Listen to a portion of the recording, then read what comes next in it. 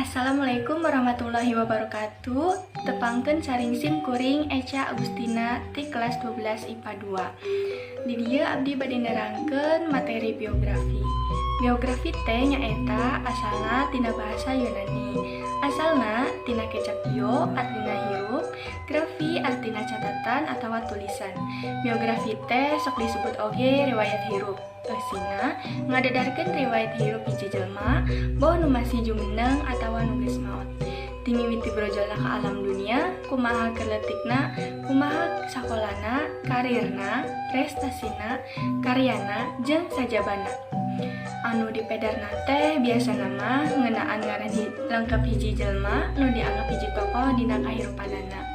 Anu penting nu aya dina biografi nyaeta ngeunaan kaunggulan eta jelema nu dianggap tokoh tea jeung prestasi nu kungsi kawantalna. Di sagigireun eta sok dipedarkeun deui pengalaman istimewa anu dianggap penting dipikanyaho ku nu maca serta jadi contoh anu bade atawa tuladen mangpaatna keur jalma rea. B. Struktur biografi. Ieu dihandap aya sababaraha struktur biografi anu ngawengku nu kahiji orientasi. Orientasi nyaeta mangrupa bagian anu ngajelaskeun bubuka tokoh, eusina gambaran awal tokoh nu dicaritakeun dina biografi.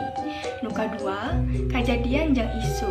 Nyaeta bagian kajadian anu eusina hiji kajadian atau kajadian anu kungsi kaalaman kaasup ngeunaan masalah anu geus disahareupan dina ngahontang tujuan jeung cita-citana.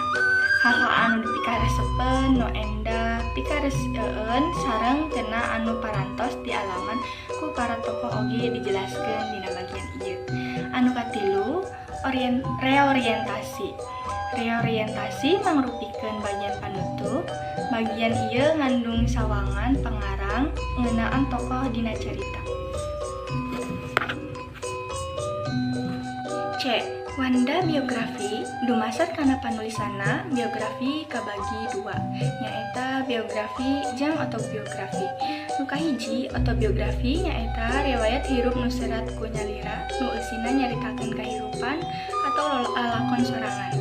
Nu kadua biografi nyaeta riwayat hirup anu diseratkeun ku batur dumasar kana panulisanana. Biografi teh dibagi dua nyaeta artikel jeung buku.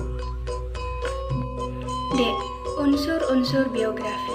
Unsur-unsur anu sok diterangkeun dina biografi teh diantarana hiji, ngaran lalandian atawa julukna. Nu kadua, kalahiran jeung asal-usul kulawargana. Nu katilu, bentuk fisik jeung pacipatanana. Nu kaempat, riwayat pendidikan jeung pagaweanana. Nu kalima, pikiran atawa gagasanna. Nu kagenep, karya atau hasil gawe. Nu katujuh, prestasi jeung panganjeun nu kungsi katarima. Di dieu aya contoh teks biografi nu judulna Ti Kebon Kana Carpon. Ngaran lengkepna Cecep Burdansyah, nenehna mah Cecep. Anjeunna lahir di Ciwidey tanggal 25 September 1863. Mimiti ngarang ti keur SMP keneh. Karya-karyana anu mimiti dimuat dina mingguan Giwangkara jeung mingguan pelajar. Tuluyna mah Cecep leuwih loba ngarang dina basa Sunda. Carponna anu mimiti dijulukan nyaeta Kaleleban. Dimuat dina majalah Mangle. Harita Cecep teh sakolana di SMA keneh. Kungsi digawe di perkebunan teh Patuha, menang 4 tahun, salila digawe di perkebunan, Cecep tetep nulis carpon. Sakapeng-kapengen turun gunung ka Bandung, ruang riung jeung papada pangarang Sunda. Tuluy, tahun 1887, Cecep digawe di majalah Mangle. Menang 10 tahun, undur ti dunya.